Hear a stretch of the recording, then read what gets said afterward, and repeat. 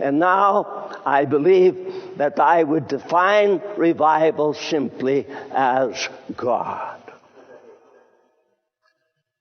God in the midst of his people. There is an incredibly lovely way in which Christ draws near.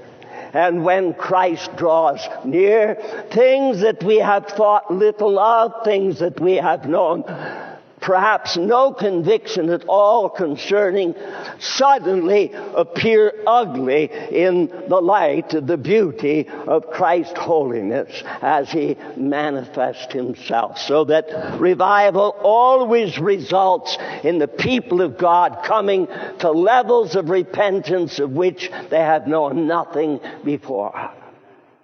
Now, some confuse this issue because they are sure that Christ is always with us to the same degree, that there's never any variation. He doesn't distance himself. He doesn't draw near. He's always nigh. They use such assurances as, "Lo, I am with you always, even unto the end of the age."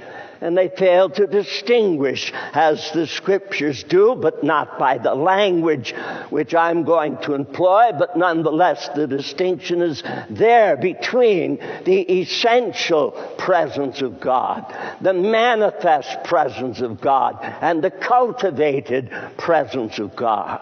God says concerning himself, "I fill heaven and earth." The presence of God is as much this very hour in some den of iniquity as it is here when you're speaking of the essential presence. You can't go anywhere but what God is present. But what is the impact of that aspect of his presence? Do people feel restrained from drinking themselves into oblivion because God is present in the tavern?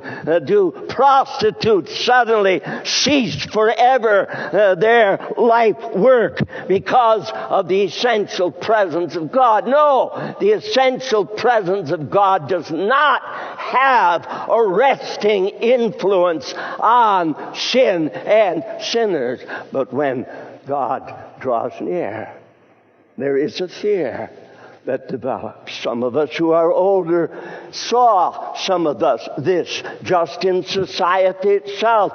As a young preacher, I found that people were afraid to openly sin.